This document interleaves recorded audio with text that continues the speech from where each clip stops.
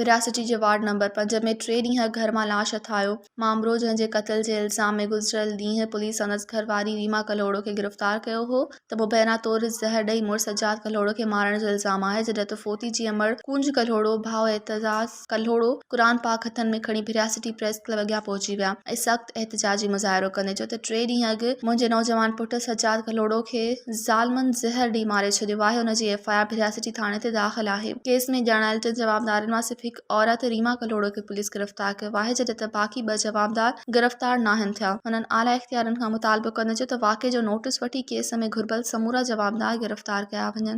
SP DSP खे appeal आहे त नालो छा आहे पना खातो खे अंदरि करे वञे, धमकी बि ॾिजे, धैर्य भेण जूं धमकी बि ॾिजनि।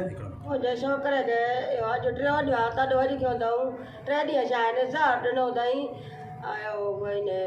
रीमा उहा ॿधी पई आहे पना खातो वरी धमकियूं ॾिए ॿधी उहा बेफ़ार थी वई अथसि। पुलिस हिनखे ॿधी खणी अचे।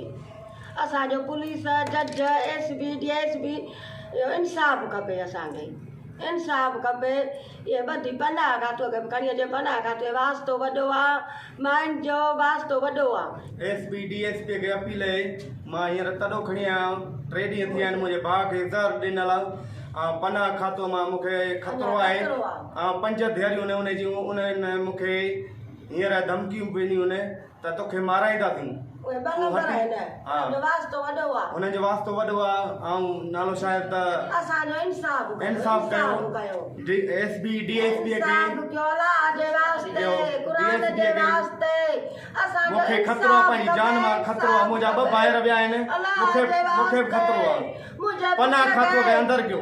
मज़ीद ख़बरनि ऐं तफ़सीलात लाइ विज़िट कयो असांजी वेबसाइट www.awamiNewsHD.com ऐं ॾिसंदा रहो अवामी न्यूज़ HD।